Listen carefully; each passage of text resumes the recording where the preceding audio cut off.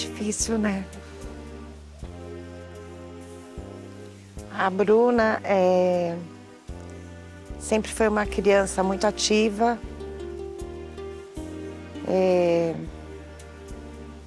muito inteligente, extremamente.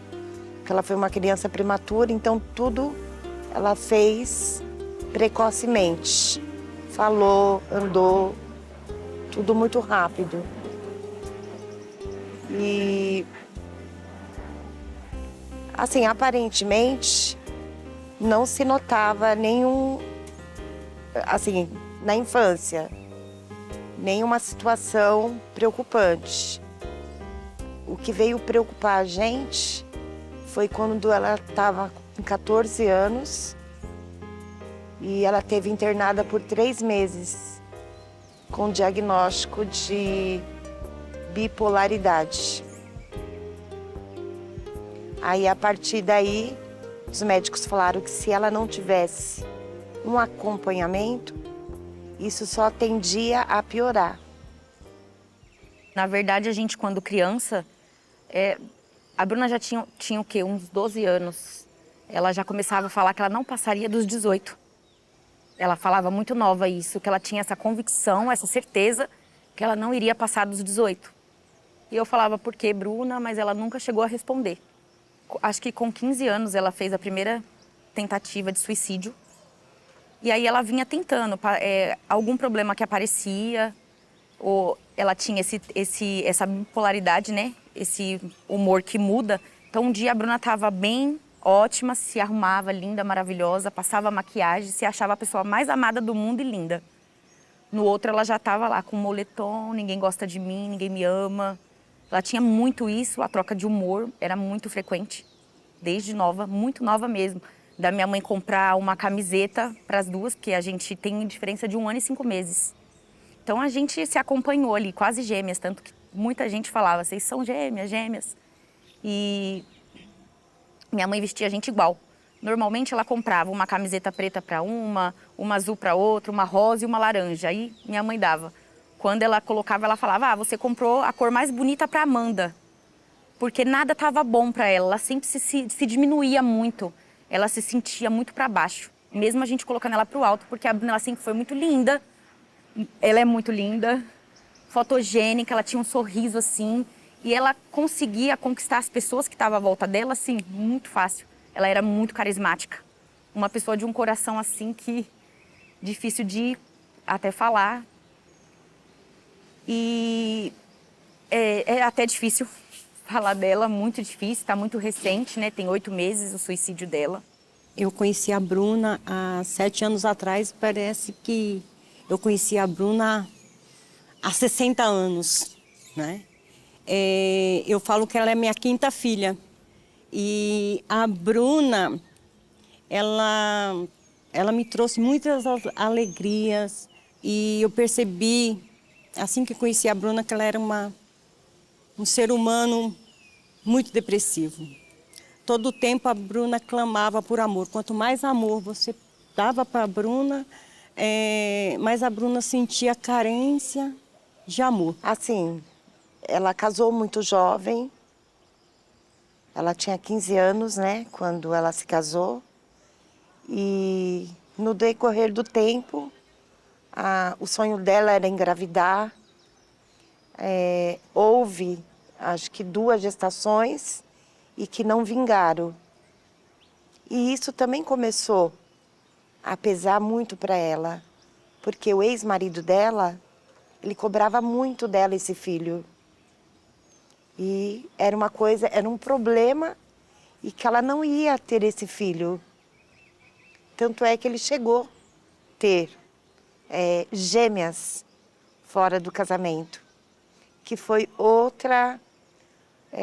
outro fator que pegou muito a Bruna, né? Ela ter que encarar o marido tendo um relacionamento fora do casamento, onde ele teve gêmeas, né? Então, assim, isso foi matando ela aos poucos. Ela gostava muito de ajudar as pessoas, porque sempre ela estava, qualquer pessoa que precisasse, tanto da família quanto amigos, ela estava ali pronta para ajudar. Ela ia muito para o hospital, para ajudar as pessoas.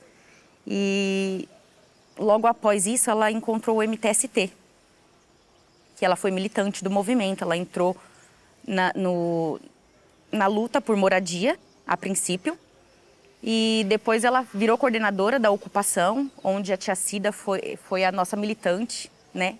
A gente entrou pela moradia mesmo, por vontade de ter nossa casa própria e por ajudar também, quando a gente se apaixonou, tanto eu quanto ela, pelas causas que o movimento luta, que é igualdade, racismo, homofobia, entre outros, tudo.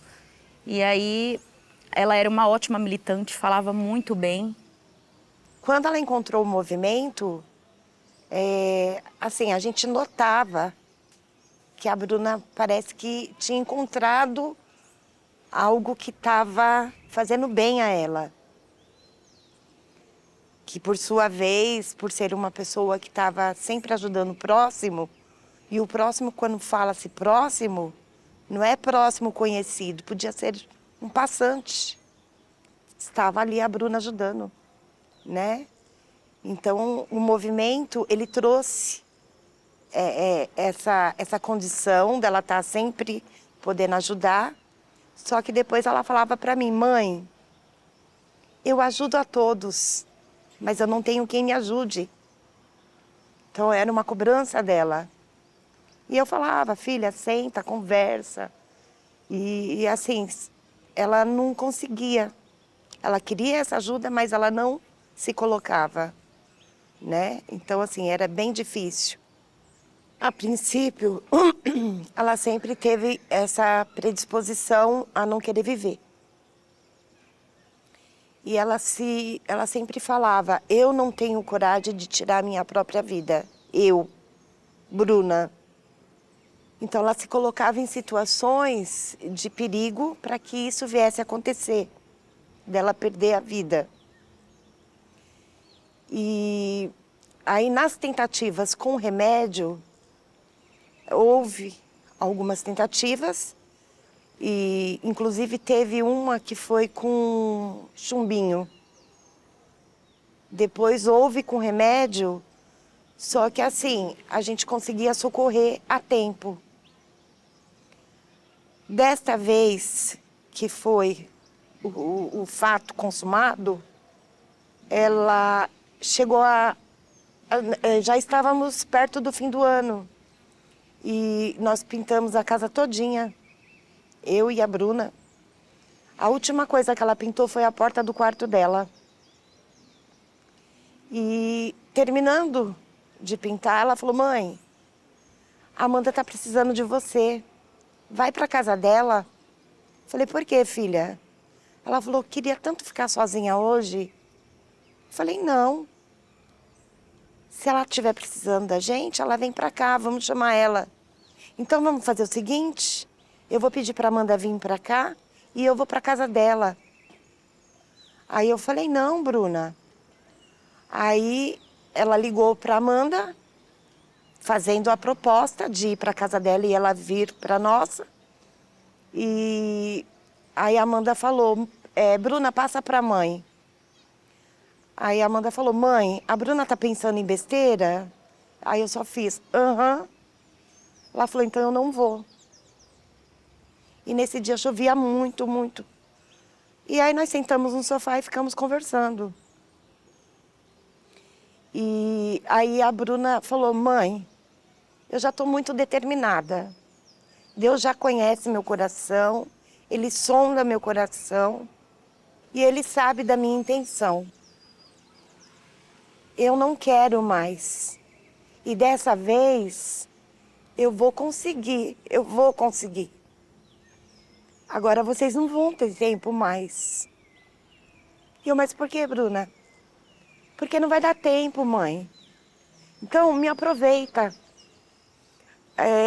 Ela tomou 300 comprimidos.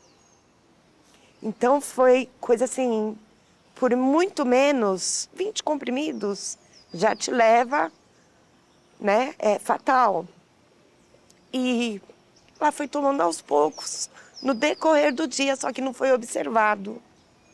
Porque ela também fumava, ela sempre pegava um dedinho de coca, ali era uma coca e um comprimido. E assim, a gente não foi percebendo. Quando veio à tona, que ela percebeu que o negócio já estava pegando, foi quando ela resolveu se abrir. E aí veio me pedindo coisas do tipo, olha, amanhã é o meu velório, eu quero ser sepultada com essa roupa. Eu quero que você arrume 2 pessoas para cantarem no meu velório. E foi separando coisas, né? E aí foi quando a Amanda chegou, mas até aí eu já estava passando mal. Aí eu pedi, Amanda, filha, não deixa a Bruna sozinha. Eu preciso deitar. Eu estava com a pressão muito alta, né? Me mediquei e fui deitar. E aí foi quando ela ficou com a Bruna. Esse dia ela me ligou pedindo para ir para minha casa, né? E eu já sabia, porque como ela tinha várias crises, então eu entendi o que ela estava querendo, o que estava em mente. Então, estava muita chuva, mesmo assim eu fui para casa da minha mãe, onde ela estava morando com a minha mãe. E aí fiquei o tempo todo com ela, minha mãe foi deitar, eu falei até para minha mãe, fique em paz, pode deitar, eu vou olhar a Bruna, ela não vai fazer nada de errado, porque minha mãe já estava com a pressão muito alta. E aí a gente começou a conversar, e aí tudo que a Bruna falava era no sentido de eu fiz muito erro, eu cometi muitos erros na minha vida e não dá mais tempo. E eu falava, Bruna, você só tem 28 anos, meu pai entrou na faculdade com a sua idade. Hoje meu pai é professor de português e inglês, formado, então dá tempo para o que a gente quiser, entendeu? Eu falava isso pra Bruna. E mesmo assim ela falava, mas eu cometi erros, eu sou um peso na vida das pessoas, da família. E tudo que eu ia tentando conversar com ela, Bruna, não é assim e tal. Aí ela falava, vem aqui me dá um abraço, é o último abraço, irmã. Né? Não fala pros seus filhos que não deixa nunca eles esquecer de mim. E aí ela falava como que queria que fosse o enterro, o sepultamento dela. Deixou mensagem para algumas pessoas que ela gostava muito. Todas as mensagens que ela deixava era de despedida. E conversou bastante comigo. E isso ela ia tomando remédio sem eu perceber. Tanto que eu me sinto muito culpada hoje, porque eu me cobro muito. Eu acho que todos, não somente eu, quanto a família, amigos, cada um contribuiu um pouco para esse suicídio. Assim eu acredito.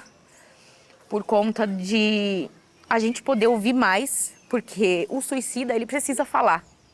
O suicida, ele não vai fazer algo que não machuque muito ele. Para ele chegar a querer, vou, né, tirar a minha própria vida, eu tenho que estar com uma dor muito grande, profunda. E então eu entendo que ela estava com uma dor muito profunda e eu não conseguia ajudar ela. Então hoje eu penso dessa maneira, o que eu puder para fazer com as pessoas que precisam, né, ser ouvida, eu tô aqui, eu vou fazer o máximo que eu puder, porque todas as vidas importam. E é muito triste você perder alguém dessa maneira, né? Não é uma doença que acaba... A gente nunca tá preparado para a morte. Porém, ela tinha uma vida pela frente, 28 anos, um ano mais velha que eu. Ela não tinha filho, que ela não podia ter filho, que também agravou muito nesse problema dela. Porém, a Bruna era incrível. É a minha única irmã, a gente brigava muito, brincava muito. Era uma pela outra a vida inteira. Tanto que eu fico me perguntando como eu vou viver sem ela. É muito difícil. Por quê? Para quem morre, acaba ali. Mas a família continua. Então, para as pessoas que têm esse problema, a melhor opção é falar. Falar o que está sentindo. E quando eu tive a paralisia facial por conta desse nervoso, de segurar e prender todo esse luto, né? Ficar vivenciando ele sozinha. E aí depois eu fui tentando entender que eu também precisava de ajuda, que eu estava num estágio de uma depressão, né? Uma ansiedade por conta disso. Então hoje eu faço acompanhamento, eu tomo os remédios, porque eu aceitei, porque na verdade os remédios foi a causa da morte da minha irmã. Então para mim era muito difícil associar isso, eu ter que fazer um tratamento com remédios que acabou com a vida da minha irmã. Porém, eu sei que eu preciso, então a gente tem que tentar buscar força, ajuda da família, amigos, que é muito importante nesses momentos, e falar, tentar desabafar com as pessoas, porque o suicida, hoje que eu tenho uma irmã que se suicidou, então eu pesquiso muito. No Brasil morre 34 pessoas por dia por suicídio. É uma quantidade muito grande, absurda. Hoje mesmo eu estava vindo, tem muita gente que não sabe nem o que é o Setembro Amarelo, que é a prevenção do suicídio. Então, o que eu puder fazer, eu estou disposta para ajudar as pessoas, para ouvir, sabe? Porque eu passei por estou passando ainda e vai permanecer pro resto da minha vida, porque é muito difícil você perder alguém por suicídio. É difícil perder alguém de qualquer outra maneira, mas o suicídio ele é muito, muito cruel. A gente se culpa mesmo, mas eu acredito que não cabe a culpa, não cabe. Nessa história, ninguém é culpado. Quando a pessoa se coloca na situação, não quero mais viver, ela tá querendo se aparecer? Sim. Ela tá dando um sinal de que, gente, eu estou aqui, estou precisando. Me ouça, sabe? Preciso de ajuda. É um sinal de socorro, ela tá pedindo socorro de verdade, né? No depoimento dessas 3 mulheres, elas formam uma imagem de colcha de retalhos, né? E o interessante de uma colcha de retalhos é que não são imagens idênticas, né? São imagens distintas, mas que juntas formam um grande corpo de imagem, né? Esse imaginário me fez lembrar o filme Helena, da Petra Costa. E é esse filme que me interessa falar junto com esse depoimento, também pelo fato de ter uma presença de mulheres muito grande. A Petra vai, nesse documentário, resgatar as imagens de família, imagens da Helena no palco, imagens da mãe como atriz, que era o sonho da Helena, né, ser atriz, mas também a imagem da mãe grávida durante a ditadura como militante, prestes a ir para uma ação que ela seria morta provavelmente. Isso é dito pela Petra, né? Ela poderia ter morrido ali e ela não foi. E trago também esse tema da militância. A Bruna encontra na militância uma salvação durante um período, né? Esse engajamento, até porque é algo coletivo, é algo partilhado, que a mãe e a irmã também trazem como importante tanto para a Amanda, né, quanto para a Bruna. A Petra vai voltar na casa em que faleceu a irmã. Aí, em determinado momento, a mãe vai lembrar de como estava prostrada a filha, né? A filha quase morta. Ela pediu socorro, as pessoas não queriam levar a filha antes da ambulância chegar.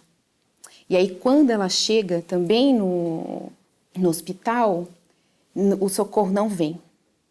E ela fala, eles demoraram demais. Essa ação aí é algo que é uma marca também do social em relação ao suicídio que aparece. No caso, então, do depoimento da Bruna, elas vão falar dessa ajuda, né, de buscar ajuda, do suicida que busca isso, e que a mãe fala, né, isso tem que ser ouvido, e para quem fica é falar, né, vamos falar dessa dor, é preciso dizer. A Petra escolhe falar de algo muito familiar, de uma dor íntima, né, de trazer isso a público, assim como a família da Bruna, né, também está trazendo isso a público, essa coisa difícil, dura, mas que a gente possa elaborar em coletivo. Então fica a dica, é sempre não guardar para si, porque a depressão nada mais é do que uma ferida que está lá dentro da alma. E dói tanto, que você tenta acabar com tudo para ver se aquela dor vai passar. que essa dor, ela arde, ela queima, né? É uma doença da alma mesmo. Eu não digo nem da cabeça, ela é da alma. É aqui dentro. Aqui que está ferido é um buraco aberto, né? Então a dor é tanta que você traça esse caminho, vou acabar com tudo, porque aí acaba a minha dor.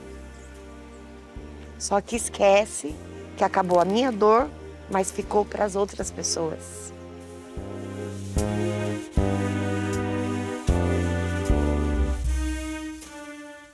Porque a dor de uma pessoa que perde um filho é incomensurável. Todas as pesquisas de psicologia social mostram que a maior dor pela qual um ser humano passa é a perda de um filho. É quando a natureza inverte a ordem natural das mortes.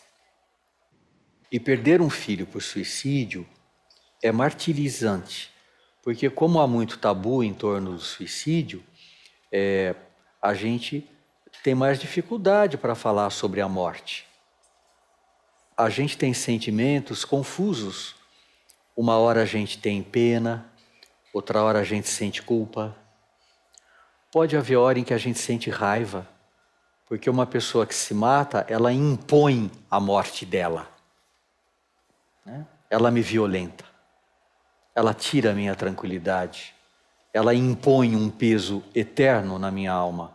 Então, a gente sofre muito quando há um suicídio. E a gente sofre também porque a sociedade não deixa a gente externar a dor da gente. Há um tabu dentro da própria família. É por isso que cresceram, em número, felizmente, está crescendo no Brasil também, os grupos de autoajuda de pessoas que estão enlutadas pelo suicídio, pessoas que se encontram para trocarem experiências, para elas perceberem que elas não estão sozinhas naquela culpa eterna, naquele questionamento eterno. Por quê? O que eu deixei de fazer? O que eu deixei de ver? O que eu deixei de prover para minha filha, para o meu filho? E não é por aí. Não é por aí.